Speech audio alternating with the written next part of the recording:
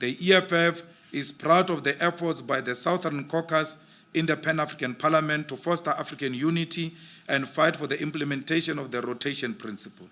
The Pan-African Parliament is an organ of the African Union established to hold executives accountable. In keeping with the objective of building African unity, the AU's several sessions adopted and confirmed the principle that elections of members in all its organs shall be on rotational basis. This means each region will from time to time have an opportunity to hold strategic positions in all organs of the AU. Since its formation, PAP has not had any president from the northern and southern region.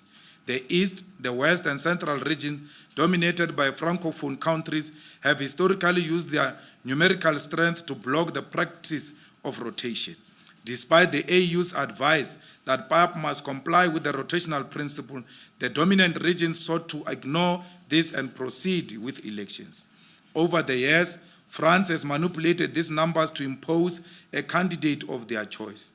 This explains why during last term elections, the France foreign minister addressed PAP without initially being scheduled in accordance with the program soon after a Francophone candidate was elected.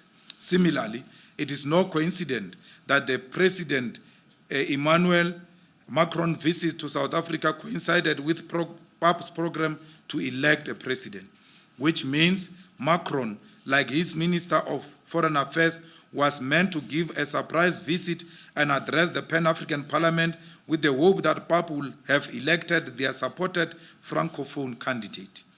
The refusal to implement the principle of rotation was to make way for the highly sponsored Mali candidate who landed with a private jet in South Africa.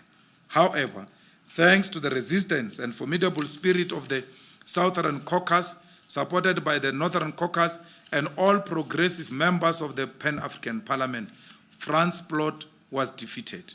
We call on France to stay out of African affairs, in particular the Pan-African Parliament. PAP will become a legislative body. We must be very patient with it. The way we're rough tackling it is going to be one of the most powerful institutions in Africa. PAP is going to have teeth to bite. It needs capable leaders who will go all over the continent to get ratification so that PAP becomes a legislative body. So we must not even be impatient about it.